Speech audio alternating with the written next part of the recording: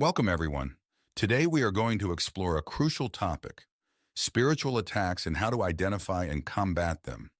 Often these attacks begin subtly with the loss of spiritual desire and the resurgence of old iniquities, but their consequences can deeply veer us off the path that God has planned for us. Armed with the wisdom of the Bible and insights from C.S. Lewis, we will discover how to keep our faith unwavering and our hearts steadfast in Jesus, even in the most challenging battles. Get ready to strengthen your spiritual armor and face these challenges with courage and conviction. The objective of any spiritual attack is to pull you away from what Jesus wants to do in your life. Therefore, the first warning sign of an attack is the loss of spiritual desire. Amidst life's storms, there are moments when we feel surrounded by invisible forces trying to divert us from the path illuminated by Jesus. It is in these moments that we may feel the cold breath of a spiritual attack, signaled by the loss of our fervent desire for the things of God. We do not live by feelings alone, but there is a difference between doing something merely out of obligation and doing something because you delight in it. Lewis writes, "You can't go back and change the beginning, but you can start where you are and change the ending." Even when our spiritual flame seems to flicker, we have the chance to reignite the passion that connects us to the divine. True peace and happiness, as Lewis reminds us, can only be found in God. There is no substitute for the joy that comes from delighting in the Lord, for it is a joy that transcends all understanding. Resisting the devil is an act of courage and faith. Submit yourselves, then, to God. Resist the devil, and he will flee from you, James tells us. By submitting to God, we find the strength to repel the shadows that surround us. And when we face difficulties, we must remember that difficulty often prepares an ordinary person for an extraordinary destiny. Every challenge is an opportunity for us to grow stronger in our faith. Ephesians equips us for spiritual battle, instructing us to put on the full armor of God, with truth, righteousness, readiness from the gospel of peace, faith, salvation, and the Word of God. We are prepared to face any adversity. When you delight in the Lord, nothing else compares. Someone passionate about Jesus Christ finds pleasure in the things of God. Physical fatigue serves as a warning sign, a precursor to a possible spiritual attack. We are intrinsically triune beings, spirit, soul, and body. And it is crucial to understand that the weakness of the body has a domino effect, affecting our soul, mind, and making our spirit vulnerable. In moments like these, it is essential to remember Lewis's wise words. Life with God is not immunity to difficulties, but peace in difficulties. In 2 Corinthians 12:9, the Apostle Paul brings us a divine revelation, saying, "My grace is sufficient for you, for my power is made perfect in weakness." If you find yourself in a moment of difficulty, know that God is with you. It is in your weakness that you become strong. It is in your difficulty that your faith strengthens, and then you can say that you are a child of God. Amidst fatigue, it is essential to seek restoration not only physically, but also spiritually and emotionally. In Psalms 23, "The Lord is my shepherd, I shall not want. He makes me lie down in green pastures. He leads me beside still waters. He restores my soul. He leads me in paths of righteousness for his name's sake. Even though I walk through the valley of the shadow of death, I will fear no evil, for you are with me. Your rod and your staff, they comfort me. You prepare a table before me in the presence of my enemies. You anoint my head with oil. My cup overflows. Surely goodness and mercy shall follow me all the days of my life, and I shall dwell in the house of the Lord forever." Our Lord gives rest to the troubled mind and the exhausted body, and he brings us comfort. God specializes in turning desert landscapes into beautiful green fields. He can calm storms and rough seas, turning them into waters of rest. Trust that the Lord is merciful and sustains the basic needs of his people with grace. Christ satisfies all who believe in his love. The third sign that you are under attack is what we can call the attack of lack. There are moments in our lives when it seems like all our resources are simultaneously depleted. The enemy uses this strategy to divert our attention from Jesus and focus it on material concerns. If he can make you worry instead of worship, you will begin to make decisions based on opportunities rather than anointing. It is crucial to remember that there are two moments in your life when you are especially vulnerable to temptations: when you have nothing and when you have everything. Stay close to Jesus Christ in both good and bad times. This teaching is echoed in the scriptures, which encourage us to set our eyes not on earthly riches, but on eternal treasures. Matthew 6:33 guides us clearly. But seek first the kingdom of God and his righteousness, and all these things will be added to you. Our priority should be our relationship with God, and he will take care of our material needs. Only God is good, and all good and kindness come from him. The mercy of the Lord is the manifestation of his love and kindness toward us. God spares us, not giving us all that we deserve. He is good and forgiving. He not only is present, but also lovingly follows us.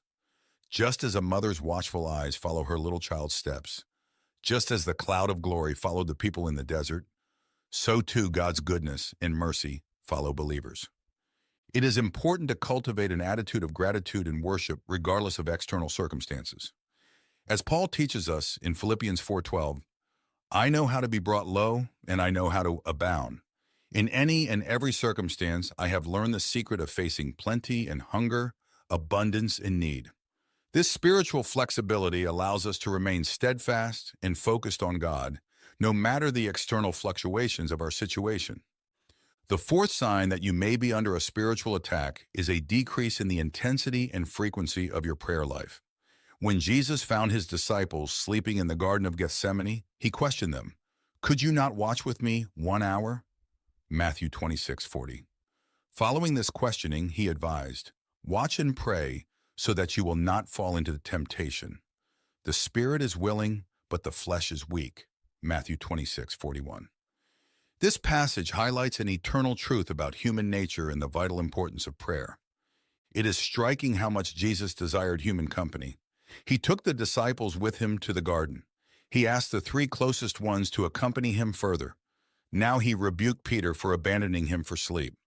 Although Jesus is God, he understands the deepest human feelings. When we are feeling lonely or isolated, Jesus understands. Do you have someone with whom you can share your deepest distress?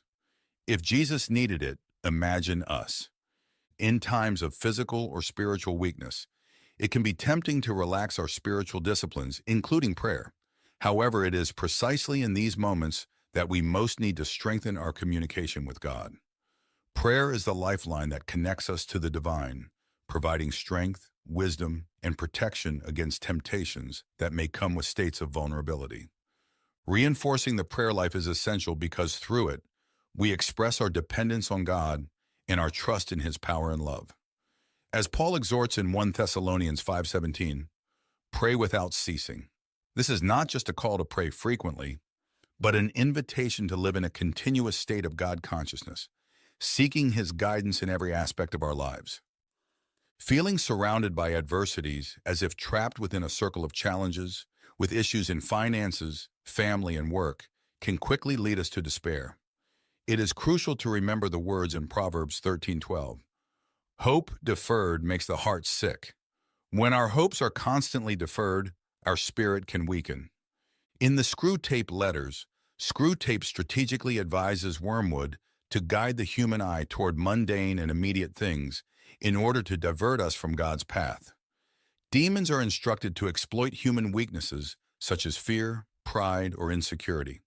For example, in the case of financial difficulties, Wormwood could make the human focus exclusively on making money, leading them to questionable moral and spiritual compromises. Lewis explores how distractions and difficulties can be manipulated to steer Christians away from their spiritual path. He advises that instead of succumbing to despair, we should use these moments as an opportunity to strengthen our dependence on God, learning to see beyond immediate appearances. But the Bible also offers us a powerful antidote to this heart sickness in Hebrews 11. 1. Now faith is the assurance of things hoped for, the conviction of things not seen. Maintain faith even when you cannot see an immediate solution to your problems. Faith invites us to trust in God in his perfect timing, sustaining our hope against all odds. The sixth sign that you are under spiritual attack is the resurgence of old iniquities in your life. Iniquities, as some consider, are old habits on which your soul tends to rely when things are not going well. Habits that indulge the flesh. If this starts happening, do not ignore the alert conviction of the Holy Spirit. Iniquities can be deeply rooted behaviors or thoughts that were dominant in our lives previously, but were subdued through spiritual growth and repentance. They are personal weaknesses or tendencies towards certain sins that may have been confessed and forgiven, but still lurk, ready to resurface when we are vulnerable. In Romans 7:19-25, it says, "For I do not do the good I want to do, but the evil I do not want to do, this I keep on doing.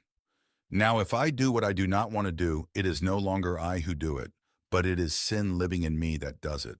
So I find this law at work. Although I want to do good, evil is right there with me. For in my inner being I delight in God's law. But I see another law at work in me, waging war against the law of my mind and making me a prisoner of the law of sin at work within me. What a wretched man I am! Who will rescue me from this body that is subject to death? Thanks be to God who delivers me through Jesus Christ our Lord. So then I myself in my mind am a slave to God's law, but in my sinful nature a slave to the law of sin." In Mere Christianity, Lewis discusses how old habits and behaviors can reemerge, even after we believe they have been overcome. When old iniquities start tempting you, the next sign of spiritual attack is sure to follow: pulling away from godly relationships. Look around. Have you pulled out of relationships with people at church or with people in your small group? Are more and more of your friends carnally minded rather than spiritually minded? If so, you are stumbling around the battleground and the enemy has a target on your head. In Hebrews 10:24-25, "And let us consider how we may spur one another on toward love and good deeds, not giving up meeting together, as some are in the habit of doing, but encouraging one another, and all the more as you see the day approaching." We need each other. We cannot do it alone. God calls us to gather regularly to encourage and motivate one another to live vibrant lives of service and faith. With the day of Christ's return and our final victory in view, we should be even more motivated to help and encourage one another. In Proverbs 27:17, "As iron sharpens iron, so one person sharpens another." Fellowship with believers is one of the fundamental pillars of the Christian life. God created us to live in relationship with one another, strengthening each other in faith and love. The text from Hebrews urges us to consider one another and to spur each other on toward love and good deeds. This reminds us of the importance of being together, gathered as a church to encourage one another. Fellowship goes beyond just attending services or meetings. It involves sharing our lives, mutual edification, and spiritual support. It is in fellowship that we find encouragement, comfort, exhortation, and brotherly love. It is an environment where we can be authentic, vulnerable, and find people who support us in our spiritual journeys. However, in a world marked by individualism and isolation, it is common to see people drifting away from fellowship. The text from Hebrews warns us not to forsake the habit of gathering together as a church. Fellowship is vital for our spiritual growth and strengthening in faith. When we gather, we have the opportunity to encourage one another, share experiences, learn together, and walk in unity to break the enemy's attack. Once you've taken a stand against the enemy's attack, here are 5 do-nots you must remember. Do not forget who created you. Always remember that you were created by God with every storm in mind. He has equipped you with everything necessary to overcome adversities. This realization should bring deep security and confidence in your identity as a creation of God, made with purpose and strength. Regardless of circumstances, you were made to triumph through the power and love of God. Therefore, in times of difficulty, reflect on Psalm 139:13-14, where it is affirmed that God carefully formed us in the womb of our mothers. Do not abandon prayer time and place. Establishing a specific time and place for prayer is vital to maintain a successful prayer life. As Jesus exemplified by withdrawing to isolated places to pray, Mark 1:35, we too should create a space dedicated to prayer that allows constant and uninterrupted communion with God. This not only strengthens our relationship with Him, but also better equips us to face daily challenges. Do not neglect the power of partnership. Being surrounded by people who have more experience and wisdom is an invaluable resource.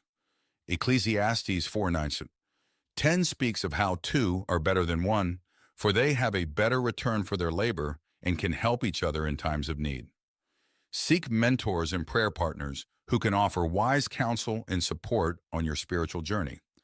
Arm yourself with the Word of God. Scripture is your primary defense tool against the enemy's attacks. Ephesians 6:17 instructs us to take the sword of the Spirit, which is the Word of God. Make daily Bible reading and meditation a priority to strengthen your faith and renew your mind, allowing you to identify and combat the lies and deceptions of the enemy. Equip yourself to fight and win. In addition to the Word of God, equip yourself with all the other pieces of the armor of God described in Ephesians 6:10-18. This includes truth, righteousness, readiness of the gospel of peace, faith, salvation, and incessant prayer.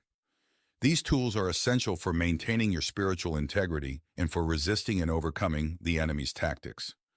Life has a way of teaching us that not everyone who walks beside us is meant to journey with us. The wrong person at the wrong time can end your destiny, and God, in His mercy, often sends warnings before the wreckage. These warnings aren't always loud. They may come as a quiet unease, a sudden revelation, or even a well-timed word from someone you least expect. They are His way of saying, "Be careful. This person is not who they seem." As C.S. Lewis once said, "When the mask slips, don't chase the illusion. What is revealed in a person's actions will always speak louder than their words." And when God shows you someone's true character, it's not to condemn them, but to protect you. The question is, will you trust His voice, or will you second-guess the warnings? Today we'll explore 7 signs that someone in your life is dangerous. 7 ways. God signals that it's time to step back. These aren't just observations, they are safeguards for your soul. God's desire is not to take people away from you, but to lead you into the abundance of life He's prepared for you. Will you listen before it's too late? Sign number 1, internal and external warnings from God. God is not silent when danger approaches. He sends us warnings, some loud, others subtle, but all designed to protect us from harm. These warnings come in 2 ways, internally, through the Holy Spirit, and externally, through the people and circumstances around us. To ignore these signs is to invite destruction into your life. Internal warnings. The Holy Spirit is the believer's guide, comforter, and protector. He often speaks to us in ways that can't be explained, but are deeply felt. That unease in your spirit, that hesitation when someone's words or actions don't align with their intentions. Those are internal alerts sent by God. His Spirit warns us when we're about to enter a dangerous friendship, a toxic relationship, or an environment that can lead to harm. Jesus Himself described the Spirit as the one who leads us into truth, John 16:13. For example, think of someone who senses they shouldn't trust a certain person, yet they dismiss the feeling as paranoia.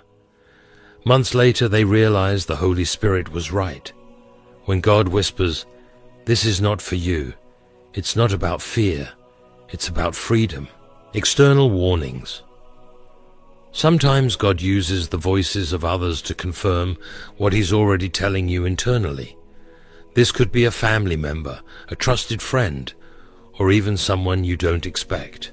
Proverbs 27:6 reminds us, "Faithful are the wounds of a friend, but the kisses of an enemy are deceitful." Even an enemy can unintentionally warn you by revealing their true intentions. Yet here's the challenge. Many of us ignore these external signs. Why?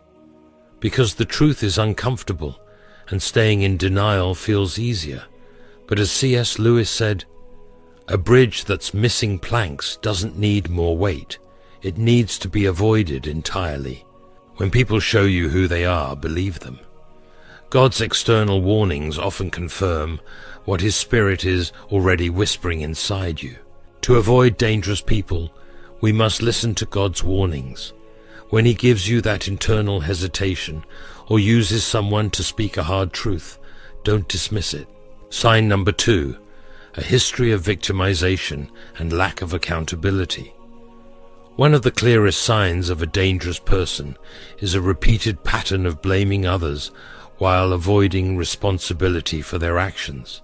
These individuals often present themselves as victims, wronged by everyone around them, while conveniently ignoring their own faults. They manipulate sympathy, twist situations, and shift the blame to avoid accountability. This is more than a personality trait.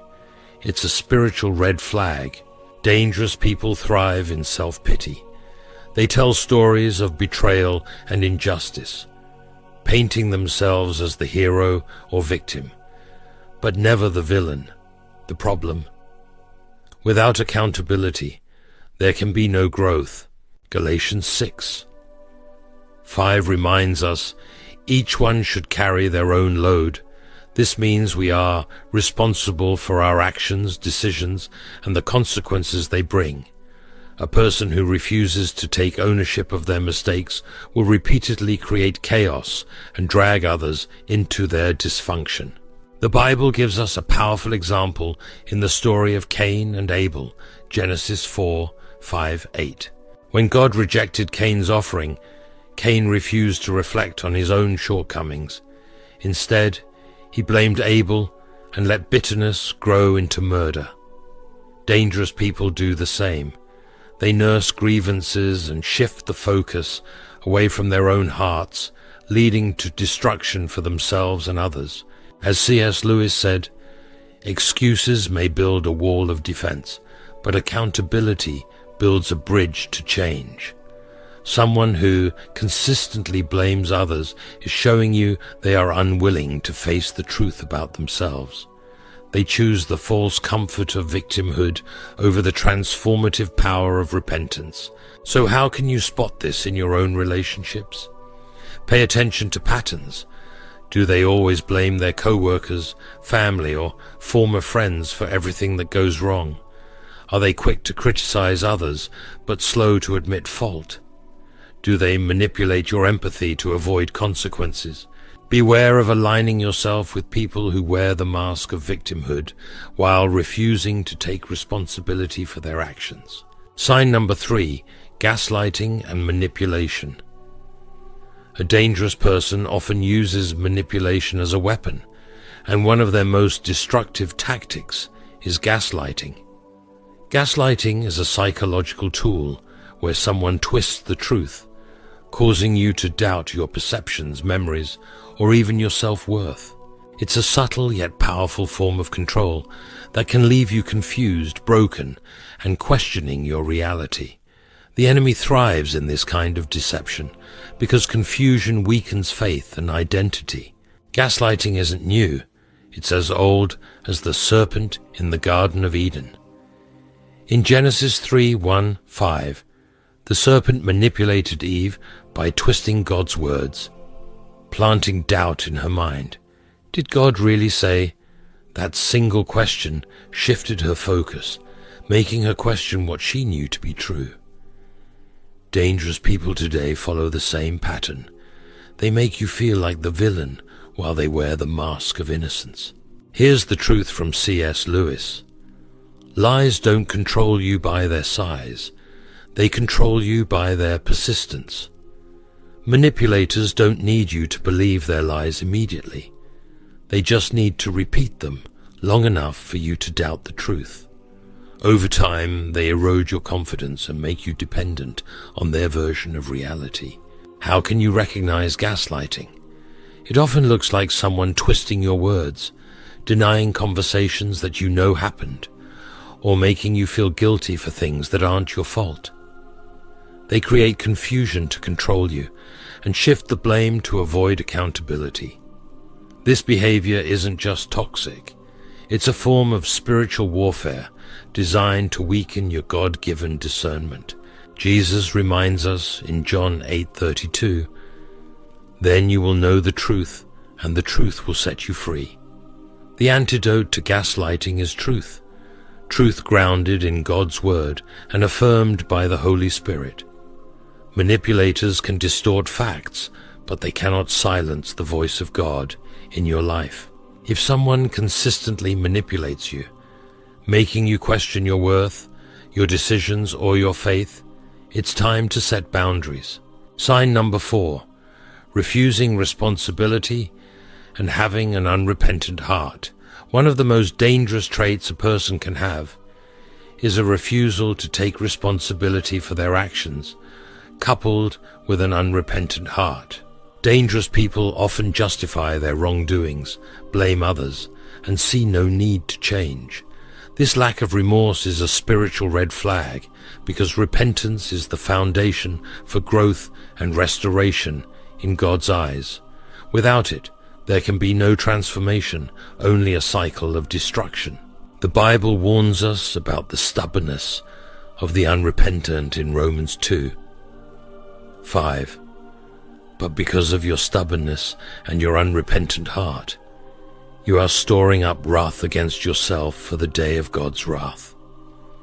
People who refuse to admit their faults are not just stuck.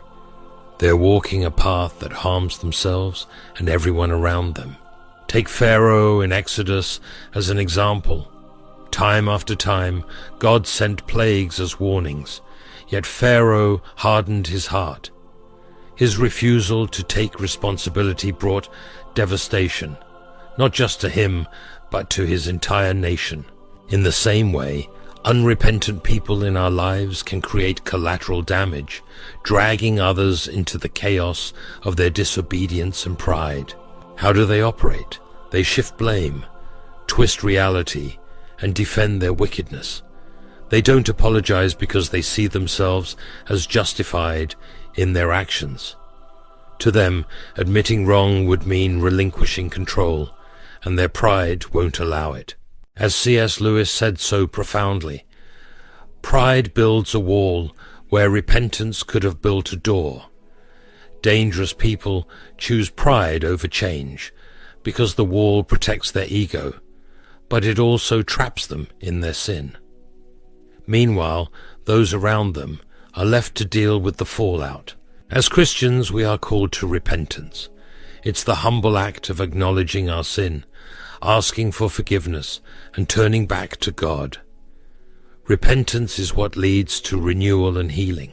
When someone refuses to repent, it's a sign they're unwilling to grow in Christ, making it dangerous to stay in close fellowship with them. Be wary of people who never admit their faults or show true remorse. They lack the humility to change and may pull you into their destructive patterns. Sign number 5, peer pressure to go against your convictions. One of the most subtle but powerful tactics of a dangerous person is peer pressure. They push you to compromise your convictions, convincing you to act against what you know is right. This isn't always blatant. Sometimes it's disguised as harmless fun or a necessary compromise. But make no mistake, any relationship that pulls you away from God's truth is one you must approach with caution. The Bible warns us about the influence of bad company in 1 Corinthians 15:33. Do not be misled. Bad company corrupts good character. Dangerous people know that if they can weaken your convictions, they can control your decisions. Their goal isn't just to get you to change your behavior. It's to break your connection with God by making you doubt your values. Consider Peter's denial of Jesus in Matthew 26:69-75. Under the pressure of the crowd, Peter did something he never thought he would. He denied the one he swore to follow. Dangerous people create similar environments. They amplify your fear of rejection or failure, making you feel like you have to go along with their agenda to belong or be accepted. As C.S. Lewis said, influence is never neutral. It either strengthens your values or erodes them. Dangerous people know how to leverage influence to lead you astray, but their intentions are never for your good. Peer pressure is a tool they use to blur your moral boundaries, often under the guise of friendship or loyalty. How can you identify this kind of manipulation? It usually comes with subtle guilt trips, promises of acceptance, or veiled threats of exclusion. You might hear phrases like, "It's not a big deal," or "Everyone else is doing it." Over time, these small compromises can lead to significant spiritual and emotional harm. Stand firm in your convictions, even if it means standing alone. God's Word and the Holy Spirit are your guide. Listen to them, not to the voices of those who seek to sway you. Sign number 6, creating unnecessary drama and negativity. Another clear sign of a dangerous person is their tendency to create unnecessary drama and negativity wherever they go. These individuals thrive on conflict, stirring up division and chaos, often leaving others drained, discouraged, and spiritually depleted. Drama is their tool of choice to dominate conversations, disrupt peace, and divert attention from their own flaws. Their presence doesn't bring life, it drains it. Proverbs 22:10 says, "Drive out the mocker, and out goes strife. Quarrels and insults are ended." This verse highlights a simple truth. When you distance yourself from those who constantly stir up trouble, you reclaim your peace. Dangerous people, however, do the opposite. They live by the motto, "Misery loves company." Their negativity pulls others into a cycle of emotional and spiritual exhaustion, and they feed off the attention their drama generates. The Bible offers a vivid example in the Israelites' wilderness journey, Exodus 16. Despite God's constant provision, the people grumbled, complained, and created tension within the camp. Their negativity bred rebellion, slowing their progress toward the promised land. Likewise, when you allow constant complainers and drama makers into your life, they can derail your spiritual growth and distract you from God's purpose. As C.S. Lewis once said, "A person who carries clouds cannot offer you sunlight." People who consistently bring negativity into your life aren't interested in your peace. They're interested in your participation in their chaos. They don't just want you to listen to their complaints. They want you to join them in their misery. How can you recognize these dangerous influences? They are people who always find something wrong with every situation. They thrive on gossip, stir up conflicts, and resist solutions that promote harmony. Their negativity spreads like a virus, infecting everyone around them. Protect your peace. You are not obligated to entertain unnecessary drama or allow negativity to shape your perspective. Sign number 7, bribing with gifts to blind you. One of the most deceptive tactics dangerous people use is bribery through gifts. They offer you things, money, favors, or acts of generosity, not as an expression of genuine care, but as a tool to manipulate you. On the surface, their gifts may seem kind or thoughtful, but beneath the surface lies an ulterior motive.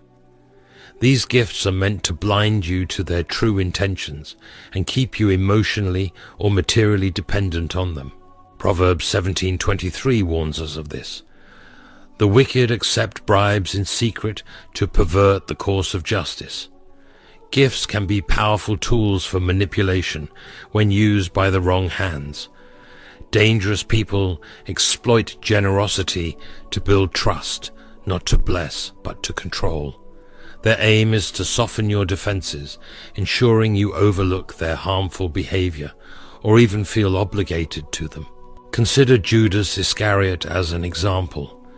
In Matthew 26:14-16, Judas betrayed Jesus for 30 pieces of silver, a bribe from the religious leaders who wanted to destroy him. This exchange wasn't just about money. It was about using a perceived benefit to achieve a much darker purpose. Similarly, dangerous people offer gifts not out of love, but to secure a foothold in your life. As C.S. Lewis said, "A gift with strings is not generosity, it's bait." True generosity seeks no return, but manipulative people use their giving to bind you emotionally. The danger lies in the way these gifts create a false sense of loyalty or blind you to their faults. You might find yourself excusing their harmful behavior simply because they've been so generous.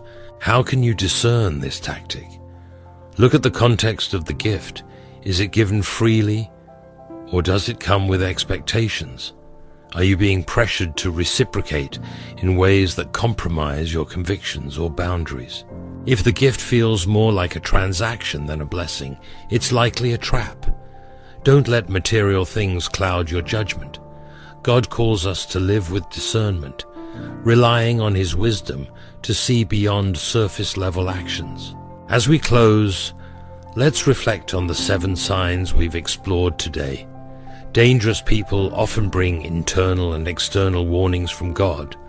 A history of victimization, gaslighting, and manipulation, an unrepentant heart, peer pressure to compromise convictions, unnecessary drama, and bribery through gifts. Each of these signs is God's way of protecting us, not just from harm, but from losing sight of the abundant life He has planned for us. Remember, God's warnings are not meant to take away relationships, but to guard your heart and your purpose. When you heed His voice, you'll walk in wisdom and peace. Take these truths to heart. Evaluate the influences in your life and trust God to guide you. His desire is for you to live free from harm and full of His blessings. Let us close with a prayer. Heavenly Father, thank You for Your love that guides and protects us. Help us to discern the people in our lives and to recognize the signs You give us when danger is near. Strengthen us to set boundaries, trust Your voice, and seek relationships that glorify You. Lead us in wisdom and surround us with those who encourage our faith. In Jesus' name, amen. Thank you for taking this journey today. God bless you. Share this message with someone in need. It could change their life.